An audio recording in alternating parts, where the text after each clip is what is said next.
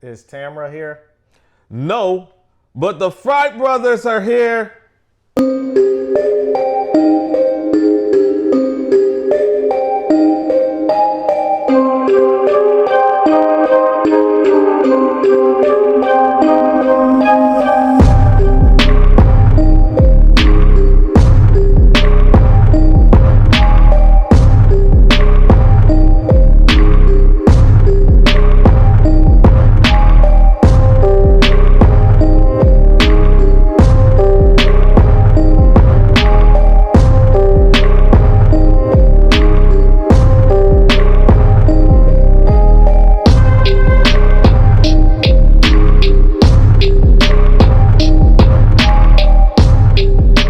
Pray at Night, 2018, directed by Johannes Roberts, is the sequel to Brian Bertino's 2008 home invasion hit. This time, a family of four finds themselves trapped in a deserted trailer park stalked by the returning masked trio, Dollface, Pinup Girl, and the Man in the Mask. Unlike the slow burn and dread of the 2008 original, the sequel embraces a more stylized slasher vibe, with neon-soaked visuals, 80s-inspired music, and brutal cat and mouse chases that crank up the tension and body count.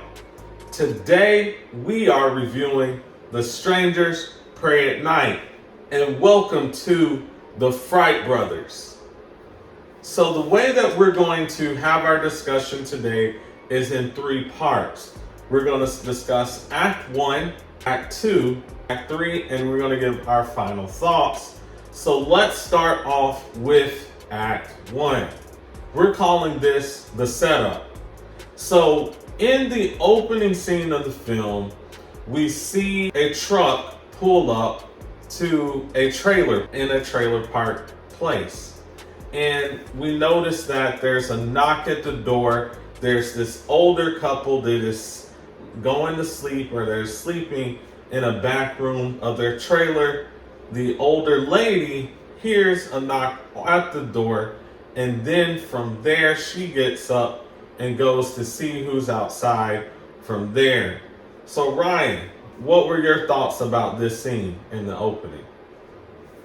So this scene I thought was good because it differentiated itself from the first film by giving you a little bit of some more up-tempo, quicker pace and tone. So they get right into it. And this first scene, the strangers don't waste any time, and they go ahead and they start getting into their sinister ways. The only thing I'd say is in this scene, I didn't like the dog not really being much of a security presence. I think that was a little bit some lazy writing, but other than that, I thought it was good. Okay, and so what we see there is when the older lady, the aunt of the family, who we'll talk about in a moment, closes the door. She comes back inside. She sees who, Ryan? She sees Dollface standing in that corner by the window.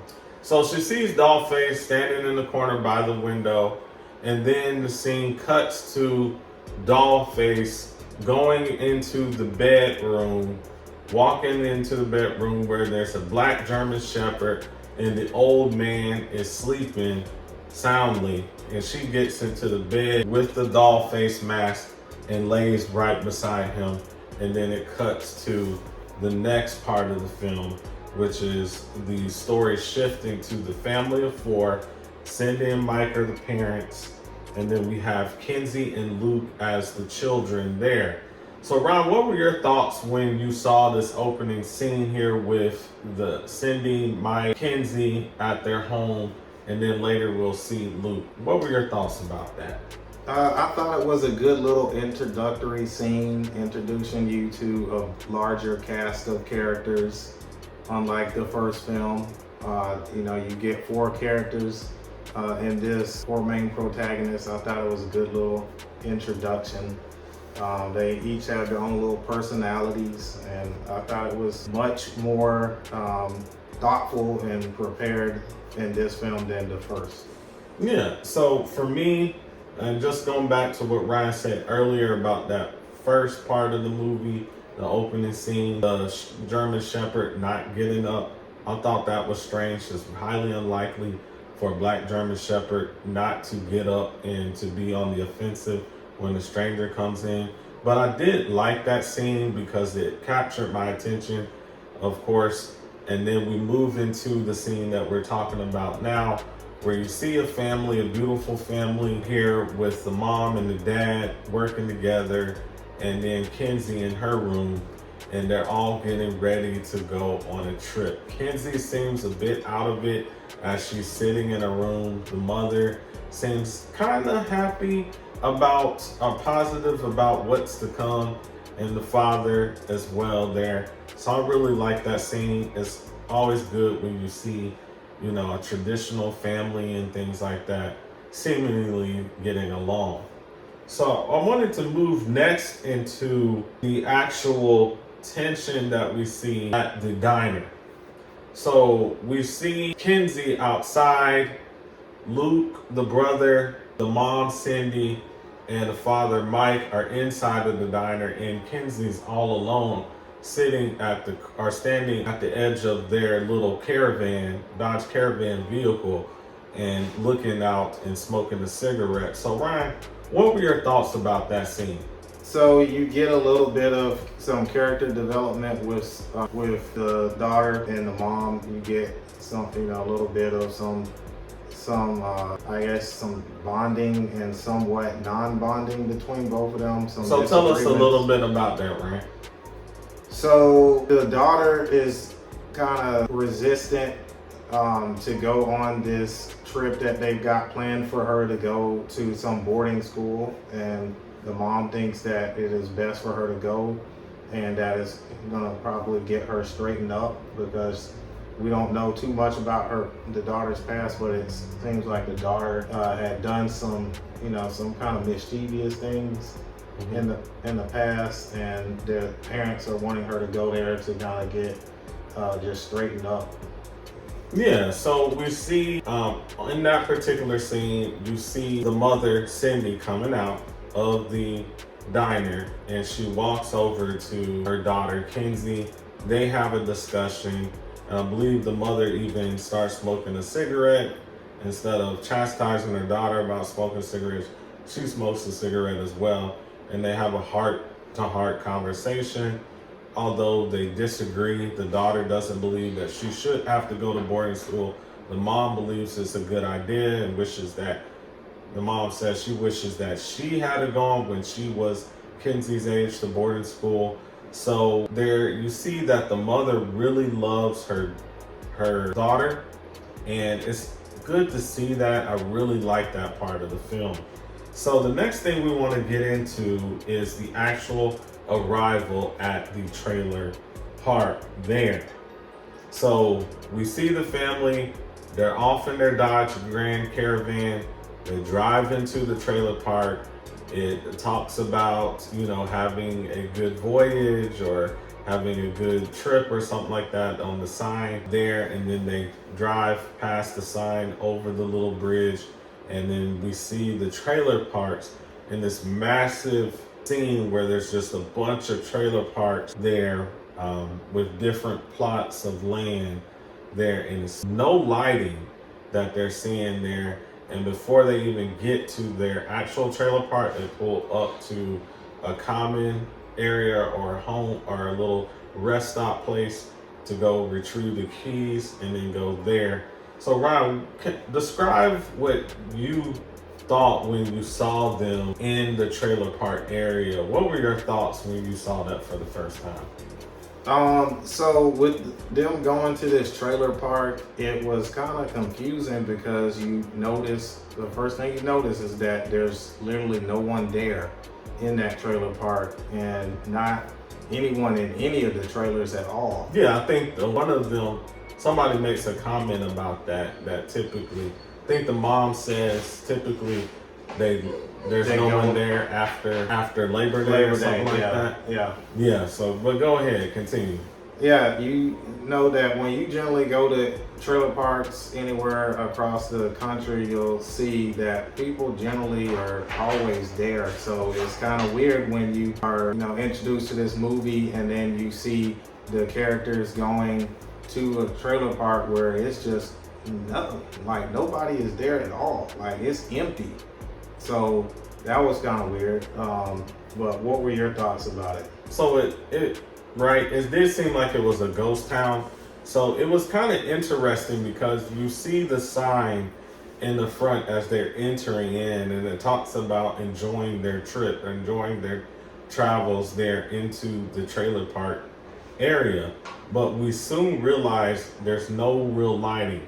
The grass is overgrown. We see, when I'm looking at the grass, I see grass blades. They're like a foot tall, so it's not, the grass isn't really being kept. We look at the trailers and they're kind of single wide trailers, so they're nothing that beautiful at all. I know that nowadays they have double wides, they even have manufactured homes. I mean, there's a lot of companies now that make trailers look like actual homes and things like that. Especially living in the South, you'll see as you drive off to the interstate or see from the interstate these supposed trailers that look almost like real houses and stuff. But there we see more 1970 style single wide trailers, very dingy, dark, dirty furniture, everything like that. So it was kind of interesting there to see that no one's inhabiting this area and it's just this family there, which makes it very interesting and gives us a kind of creepy vibe. So those were my thoughts about it there. So now that they've arrived at the trailer park there, discuss what your thoughts were when they actually made it to the trailer that they were going to be staying the night at. What were your thoughts about that, Ryan, when they entered the trailer and then they were having, some family time? So the things that I caught were like when the dad goes into the refrigerator and he looks in there and he sees some food and he's wondering if someone has been in there recently. So that was kind of something to hone in on. And then that'll lead to something else further in the plot of this film. But that was one of the main things that I focused on when I saw that scene. What about you? Yeah, so I did notice that. It seemed a bit weird to me that you had this family that had just eaten at a diner, and now the father is going in and actually rummaging through and eating off of food that looks like it's been eaten off of already. And so it kind of reminded me that there is a kind of dynamic, a socio-economic dynamic, that this family may not have a whole lot of resources. We noticed that with the vehicle they're driving, the Dodge Caravan, there compared to the other vehicles that we see there at the diner, which look more expensive. And then with him eating the food there that had already been eaten off of. Ryan, would you go, if you went into a trailer for the first time, would you go into the refrigerator and start eating off of food that was in the trailer? Yeah, that's gonna be the last thing I would never do that. That's so nasty. Like, yeah, maybe he's hungry still or something. Social economic is what I believe it's about there. But tell me about the interactions that the family dynamics between Kinsey and the rest of the family when they get in. What are the dynamics there? So Kinsey seems to be more of a recluse, and she's trying to basically isolate herself away from the rest of the family. Mm-hmm. And then the dad wants to kind of get everybody together. Same with the mother. And then the brother somewhat wants to, bond with Kinsey, but Kinsey's kind of still more distant and colder than the rest. So yeah, and eventually Kinsey is not participating in the card games or any of the type of family dynamics or fun that they're trying to have. She's like wearing a headset, and then eventually she runs off and runs out of the home there. But to end Act 1, we ended with a scene that we saw back in The Strangers 2008, almost the same exact scene where we have Dollface knocking at the door. This time it's a trailer door instead of a door to a vacation home. But she's knocking at the door. And Brian, you want to talk about that? Okay, so Dollface comes up to the door again, as like she did in the first film, and she knocks on the door, and it's right at the point when everybody is all settled in, thinking that everything's going okay, everything's going according to plan. Dollface is knocking on the door. The family goes and answers the door, and again we get the infamous light bulb. Or was it first time or second time? Second time was the light bulb. Okay, so this first time we don't get the light bulb being gone, but then the second time we do. But this first time she goes ahead and asks, "Hey, is Tamara home?" And the mom and the dad are like, "No, Tamara's not home." And then she walks off. Yeah, so we see the family approaching the door, and this time it looks like the mother, I believe, is the one who approaches it first instead of the father, if I recall correctly. If I'm wrong, hey, just let me know. But from what I recall, the mother approaches the door, father's right behind, and they ask her what she's wanting. She asks if Tamara's home, and then she walks off. They think it's a little bit odd that the trailer park is basically empty. You have this lady here in the dark asking if someone's there, which we have no reason to believe should be there. So that was definitely an interesting thing about that particular movie. It lets us know there's a little bit of unsettledness that we need to bring into the next act. Okay, so next we wanted to move into Act 2, which is the confrontation. So this is where the killers reveal themselves in full, terrorizing the family with stealth, intimidation, and brutal attacks. So we get to our first kill scene here. But before we get to our first kill scene with the mother, let's set up the events that lead to her getting killed.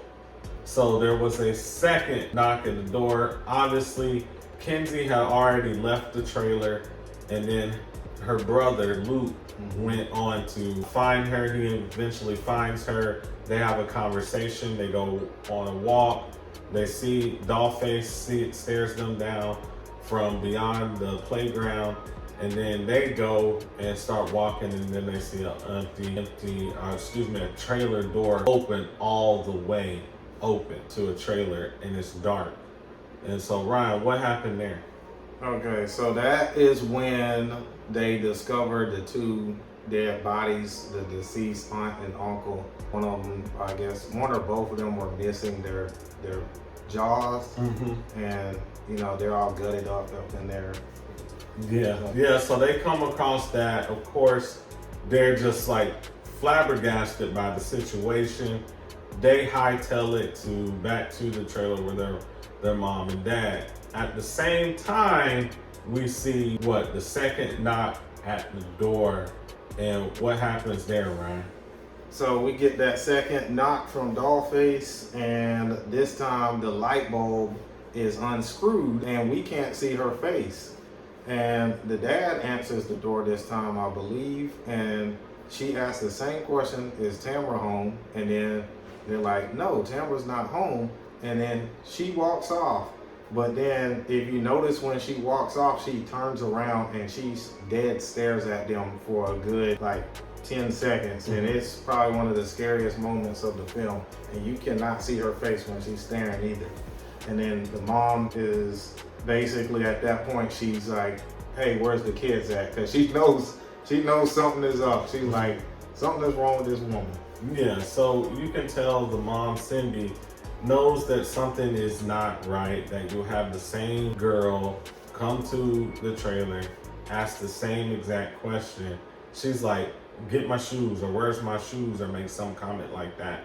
And then the two of them, take off to look for the children, Luke and Kenzie.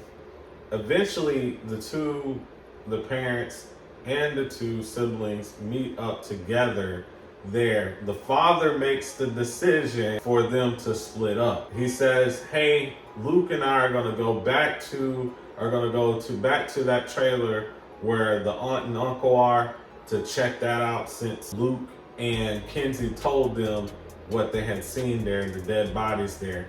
And then he tells Cindy and Kenzie, hey, y'all go back to the trailer that we're staying at. And so this leads up to our actual first kill scene, Brian. Outside of the opening scene, obviously there's a scene there, the killing of the aunt and uncle, but our first kill scene that we're actually witnessing in the movie. So Ryan, did you want to talk about what happens there when Cindy and Kenzie get back to the trailer? So that was the scene where Cindy and Kenzie, they're in the trailer, and Dollface comes in the trailer, and she has the knife, kitchen knife, and chases them into the bathroom. And as I believe it's the daughter gets through the top of the ceiling, there's an opening, like a sunroof opening. She gets to the top of the ceiling, and the mom is getting ready to get through. They've already locked the door to the bathroom, but Dollface is kicking in the door, and Dollface gets in and gets to the mom, and the mom's just looking at her daughter for the final time, and that's when Dollface stabs her and she dies. And honestly, I just thought that Dollface could have been taken down at that moment in time because you had 2 against 1. So there you see Cindy and Kenzie go back to the trailer. Cindy is looking at the phones, and they notice that their phones have been all smashed up. There's someone inside the trailer, which happens to be Dollface. She has a big old knife, looks like a huge kitchen knife or something, and she comes at them. They run to the back of the trailer, to the very back of the trailer where there's that bathroom there. The bathroom has like this sunroof in it where you can actually lift the top up and you can actually exit. And so they close the door to the bathroom and lock it and try to lock their attacker, Dollface, out of the bathroom. And then Kenzie runs up, she jumps up and climbs through the little sunroof. The mom is just watching her, looking there. And then we see, of course, the killing, like Ryan said. The part that I thought was concerning about this is it's 2 against 1, right? So you have an attacker, although they have a knife, you could potentially hit both you and the mom, Cindy, and the daughter, Kenzie, could have fought the attacker. Maybe one of them gets stabbed, but the other one can grab the knife or grab the hand of the knife that the Dollface is holding. And so instead of doing that, the mom resigns not to even fight and just to look up at her daughter while her daughter's climbing out and just, say her final goodbyes. This was problematic, but it also was a heartfelt moment of this film because we see that it was really a moment where, the mom and daughter had reached a shared liking or loving of one another, and that in doing so, this is their final interaction together. So next thing we move into where we have the 2 guys, our guys, Mike, the father, and Luke, the son. So they see the the people there, aunt and uncle dead. They run back to the house. They discover that the mom has died, and the mom is laid over the sink in the bathroom dead. And then they have an emotional moment. They go to their Dodge Caravan. They drive off. So Ryan, you want to talk about that? So they're driving off looking for Kenzie, and they're just driving through the trailer park, and then that is when they get hit in the windshield with a cinder block from the man in the mask. And for some odd reason, the dad decides to hit the gas instead of the brake, and he steers left and crashes the van with him and the son in it into one of the trailers, and then he gets impaled with a wooden beam. And then That is when the dad tells the son to gives him the gun, and then he tells him to go find his sister, and the son tells him, Luke tells him he's not gonna leave him, but he ends up leaving him anyways, and then the man in the mask shows up to basically finish off what he started, and he kills the dad. So yeah. Yeah, so the man in the mask throws the cinder block there. Of course, it causes the father, Mike, to, I guess, accelerate, veer to the left, and then he goes and hits a trailer and gets impaled, like what Ryan was saying. I thought this scene was interesting because you have that father, just like we just saw the mother-daughter connection there before the mother's death. Here we have the father-son connection right before the father's death in this particular one. It was a heartfelt connection because even though the father and the son didn't really admit that this was the last time that they would see each other, it was definitely something that was there. It was just not saying that out loud there. So the son, of course, Luke, runs off with the gun to go find his sister. Father's in the car for a moment. Man in the mask comes in. He pulls out what appears to be a screwdriver or whatever you want to call it, or whatever. I will call it a screwdriver. And he turns the music up, plays it a bit, and then stabs the father in the throat. The father, of course, unfortunately passed away. Man in the mask leaves there. So it was a sad scene to see a father being killed off like that, just like we had saw the mother was killed off. But it really shows you how gruesome the man in the mask and Dollface are in these kill scenes here. So this is our part where we talk about, we shift from an awareness of the evil into more in-depth confrontation of the evil. So far, what we're seeing, Ryan, is the family is reacting to these strangers killing them or killing members of their family. We don't really see them bringing the fight back to the strangers.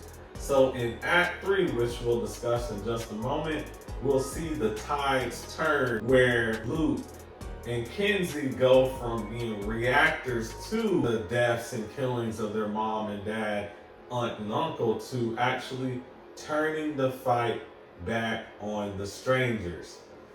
So we're moving to Act 3. I want to call this taking the fight back to the strangers. So we see Luke go to the general store. He goes to the general store, which was the little store that the mom, Cindy, had gotten the keys the first time when they entered the trailer park. He goes there, he finds a phone, he starts calling 911 to get the police to show up there because of what's going on. While he's in mid-conversation, he learns that the phone disconnected. Someone's in the general store. He sees Pinup Girl running after him, and he runs off there. And then we get our infamous pool scene. So Ryan, give us a description of what happened when Luke ran off to the pool scene and then talk about what your thoughts were about the pool scene. Okay, so the pool scene, Luke goes out of the general store. He's armed with metal golf club, and he's just standing there looking, and then all of a sudden you see the camera, like from a pan view, zoom in, and you see not Dollface, but Pinup Girl running, sprinting full speed at him, and you're thinking that he's gonna not see her, and she's sprinting with a knife, and he turns around right at the perfect moment and just whacks her upside the head, knocks her out for just a few seconds or minutes, and then at that moment in time, he disarms her with the knife, and then she awakens, and then he stabs her to death and ends up killing her, So I really like that scene, or that beginning of that scene, because it shows that, Luke has graduated from being a reactive type character to now being proactive and taking the fight to the strangers. So that's why I really liked it, because we're so used to seeing people just being reactive to the strangers. And now when we see somebody actually take the fight to them, it's something we haven't seen. And so it's something that we tend to like more. So that's why I like this scene. Yeah, so it's our first time, just like Ryan is saying, that we see one of the family members actually go on the offensive to attack the strangers who are attacking them. So, like Ryan said, we see where it doesn't appear that he's going to see Pinup Girl, where he catches her in the right moment, takes her out there. And then from there, we see the dragging of the axe. And that shows us the man in the mask who's coming to attack Luke right after Luke has taken out Pinup Girl. And so this is where we really we hear the 80s music. We see the neon lights all around the pool.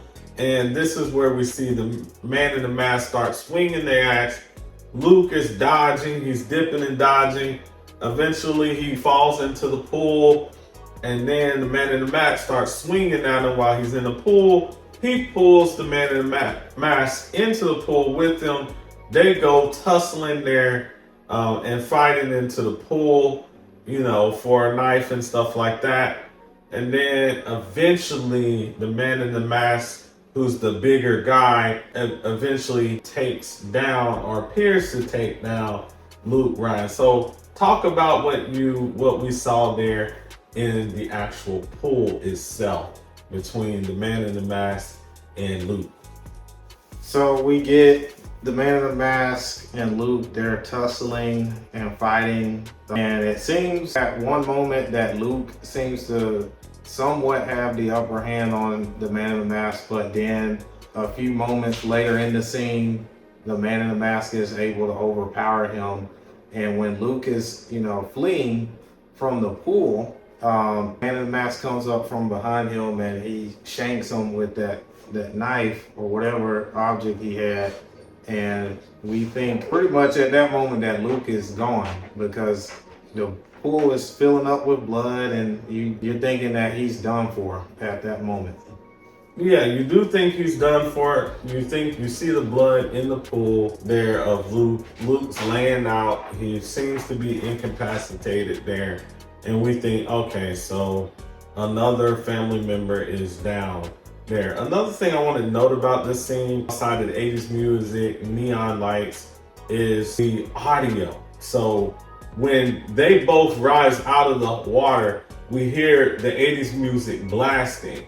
When they jump into the water and both are under the water, it goes out. It's just like it would when you jump into the water. So I really like that effect that they put into the movie of showing that the camera going in, out of the water, into the water, showing them, and how the sound would be affected by you being in the water versus having your head above the water there where you can hear the music clearly.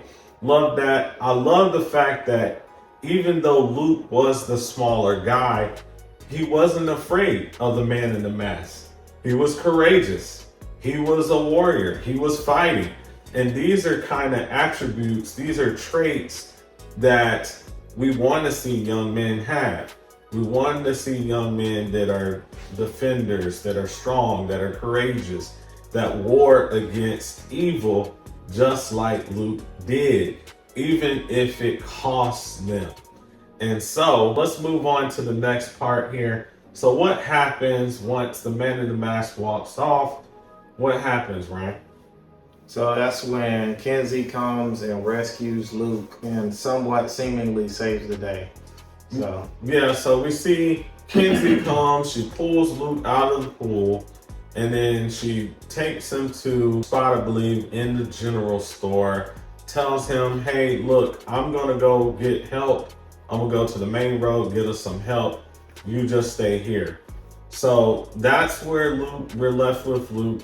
And then now we actually see Kenzie taking the fight to the strangers. Ryan, so what happens as Kenzie is trying to look for help there? What happens? So Kenzie ends up going to the road, and then there is a police officer or sheriff's deputy there, and we think that everything's okay because we have we got police here, so we're thinking everything's fine, and the police is trying to calm her down, and we see in the background Dollface is walking up right behind the cop, and she slits his throat with whatever it was. I don't know if it was something sharp or some razor or something, but she slits his throat, and he's down for the count at that moment. And then we're back in the fight again. So we're back in the fight. Looks like there's a glimmer of hope because now you have the police involved with the sheriff's deputy come out. He's driving an old Jeep Cherokee, and then he gets out of it. He gets slashed, like you were saying, by Dollface there. So now it is Kenzie's turn to either run away or to face and contend with evil. She chooses to contend with evil. So she tries to make her way into the Jeep Cherokee of the police officer and then go from there. She's trying to find the keys. What happens there? So she actually doesn't have the keys, and the keys are with Dollface because Dollface taunts her with the keys, just holding them up to her in the window, and then she gets in the Jeep and she starts going at her with the kitchen knife, and then Kenzie says, "No, not today." She grabs that shotgun and she shoots Dollface, and Dollface goes flying out of the Jeep. And then that's when we get the unmasking as Dollface is sitting there on her last breath dying, and she comes up to her and asks another infamous question is, "Why are you doing this to us?" And then Dollface is just looking as she's like choking up blood, and she's like, "Why not?" And I like that we got that thing instead of the "because you're here" or "because you're home." I thought that was more interesting because we kind of don't know their motives, and it makes it more mysterious, and we don't know their motives. Yeah, so we see Dollface being revealed for the first time. She, of course, gets shot twice by the shotgun that Kenzie has, and the first time it brings her down there. Kenzie unlifts to see how her face really looks, how Dollface's face really looks, and then ask her the question, and you see her bleeding, Dollface bleeding, and she says, "Why not?" And then, of course, Kenzie basically takes out Dollface in that final moment. Some of the interesting things that I thought about this particular scene was that the officer had an old vehicle. This movie came out in 2018, so theoretically, we're set in a 2018 timeline, right? But you see this officer who has this vehicle that looks like it's from the 1990s Jeep Cherokee, and not even a Jeep Grand Cherokee. This is the little small Jeep Cherokee. And then he has like an old-fashioned weapon system with him too, right? 2018, back in the 90s, it used to be a trend, and correct me if I'm wrong, of course, but it used to be a trend where officers had shotguns in their vehicles there. And then eventually protocol moved up to where they have their pistol, and then they have usually a rifle, rifle of some sort, usually an M4 type rifle. So when we saw that, I started to question, is this movie set in the 80s or 90s? Because this vehicle he's driving is really old, and the fact that the weapon system that's inside of the vehicle is not even protocol for 2018. It's protocol from back the early 90s or even the late 80s of what an officer would have in a vehicle. Did you think about that, Ron, when you saw that? Yeah, I did think it was a little odd that he had a shotgun instead of a rifle, and it just seems like most of the The town seems to be behind in technology. Yeah, somewhat. it's extremely behind in times, like 1980s technology. And then the Jeep Cherokee with the square box Jeep Cherokee from the 80s or 90s. It was like, what? So those were just a few of our thoughts with that. But we'll continue on. What happens immediately after, Dollface is taken out? Okay, so after Dollface is taken out, the Man in the Mask makes a reappearance in his pickup truck, and he rams the Jeep, and Kenzie somehow gets out of the Jeep at some point. Yeah, so he rams Kenzie. We think is about to drive off in the Jeep, but she gets back in, tries to drive off. Boom! She's hit from the back, and then we have the Man in the Mask who's driving that truck that hits her. He comes to right side by side with the Jeep, and then it looks like he's about to drive off, but he turns around, starts hammering the Jeep, T-boning it over and over, and then we see like the oil spill out or the gasoline spill out of the vehicles because he keeps hitting it, boom, boom, and then she has what, Ryan? She has a lighter on her, and she uses it and pretty much blows up. So uses it, she throws the lighter down into the gasoline or oil spill. It lights both vehicles on fire. So including the Man in the Mask is inside the truck, burning on fire. She starts to walk off. What happens?